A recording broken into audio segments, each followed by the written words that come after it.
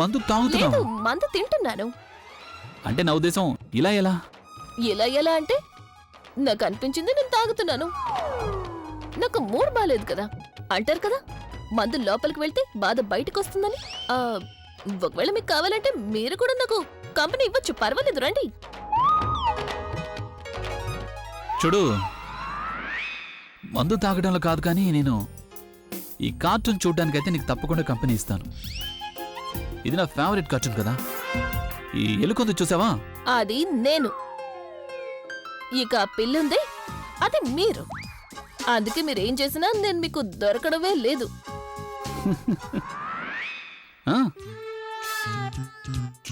అది షూర్. మీరు డ్రింక్ చేయరా? లేదు, నేనేమనుకోను.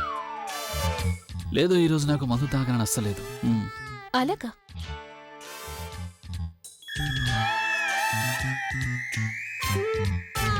నీళ్ళెందుకు?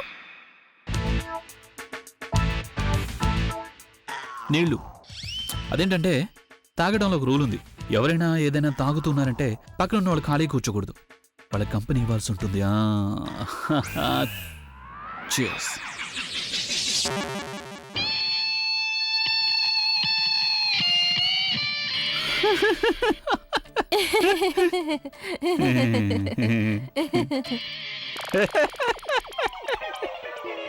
ఫన్నీ.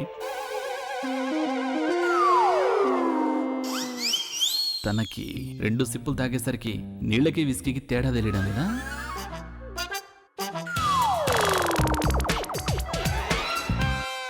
ఈయనెందుకు తాగడం లేదు? నేను ఇంకోసారి ట్రై చేస్తాను.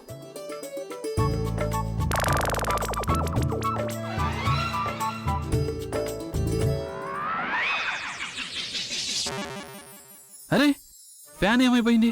అసలు ఇక్కడ ఫ్యాన్ ఎక్కడుంది? ముందు నుంచి మీరు ఫ్యాన్ పెట్టించడం లేదు కదా. ఎప్పుడెందుకు దాని గురించి అడుగుతున్నారు? నీళ్ళు తాగండి, నీళ్లు.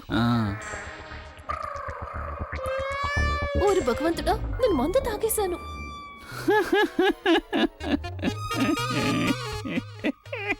నాతోనే ఆటలాడతావా? నన్నెవ్వరు మోసం చేయలేరు బేబే. మందు తాగించాను, ఇప్పుడు సొంతం కూడా చేయించుకుంటాను.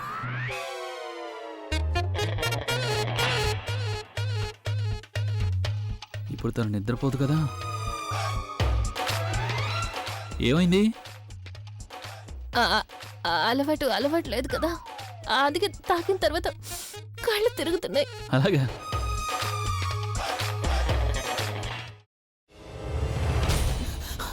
నువ్వు ఇంకేమన్నా చెప్పాలా?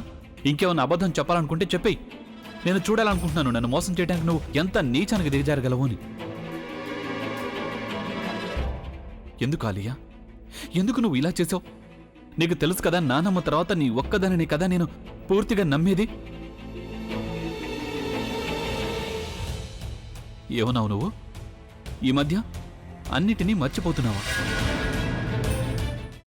అది చాలు. వాటిలో ఉన్న శక్తి విషయాన్ని గ్రహించి మనకు వివరిస్తాయి.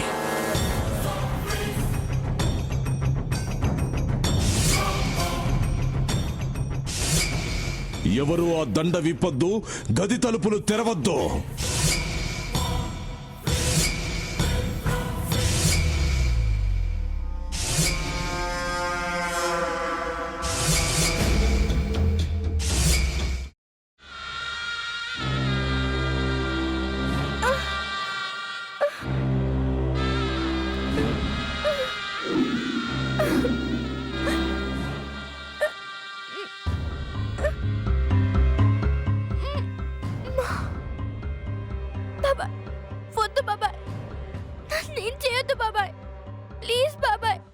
నీకు నిజం తెలిసినప్పుడే నా ఆలోచనలో నువ్వు చచ్చిపోయావు.